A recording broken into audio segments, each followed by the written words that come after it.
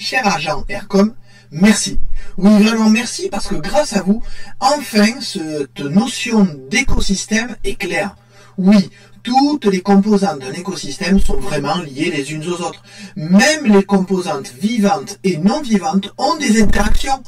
Oui, on pourrait croire que les êtres vivants n'agissent qu'entre eux, mais en fait, pas du tout.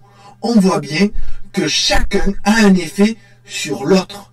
C'est pour ça que quand le climat change, par exemple, les êtres vivants vont subir les conséquences, bonnes pour la vigne qu'on récolte plus tôt, ou mauvaises, par exemple comme des espèces qui disparaissent. Mais ce n'est pas tout. Il existe aussi un effet des êtres vivants sur les éléments non vivants. Oui, c'est ce que vous allez voir dans la vidéo qui suit. Comme cette notion est importante, vous allez la noter dans votre interface d'apprentissage, votre cahier. Elle est dictée par votre agent de liaison. Allez, écrivez bien et pensez à prendre une nouvelle feuille parce que c'est une nouvelle leçon. Prenez une nouvelle page donc. Leçon 2, les composantes d'un écosystème sont en interaction les unes avec les autres. Sautez une ligne. Nous avons vu que tous les composants d'un écosystème sont liés les uns aux autres. Point. Il existe donc des interactions entre ces composantes. Point. Sautez une ligne. Grand 1. Les modifications d'un facteur de l'environnement ont une influence sur tout l'écosystème. Point. Sautez une ligne. Définition, à la ligne. Facteur, élément provoquant l'apparition ou des changements d'un phénomène. À la ligne. Peuplement, ensemble des organismes animaux et végétaux vivant dans un même milieu. Point.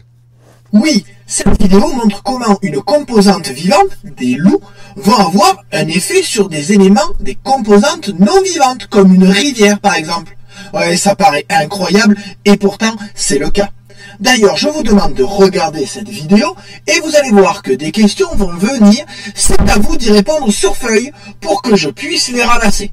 Enfin, que je puisse les ramasser si vous désirez faire ce travail supplémentaire. Mais je vous rappelle que comme tout travail, c'est un entraînement et il vous permet de mieux comprendre le cours.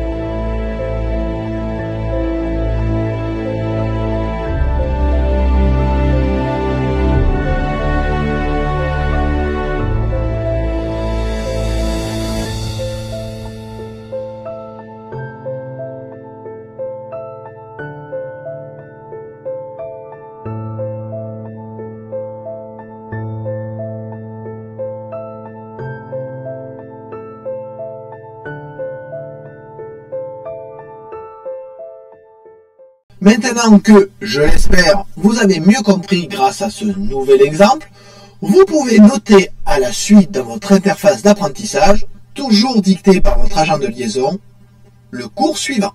Un écosystème est un ensemble de composantes qui vivent en équilibre. Point. Si jamais les conditions de vie sont modifiées, comme par un réchauffement climatique par exemple, tous les composants de cet écosystème seront influencés. Point.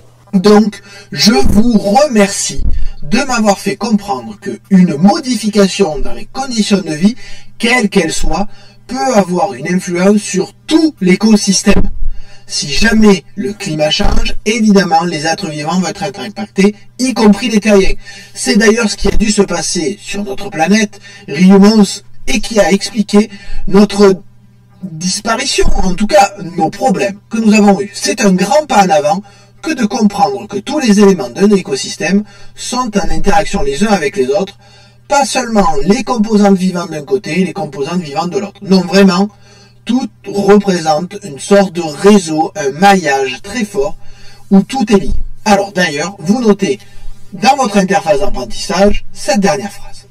Ces modifications de conditions de vie pourront entraîner des changements, voire des disparitions des peuplements d'êtres vivants. Point.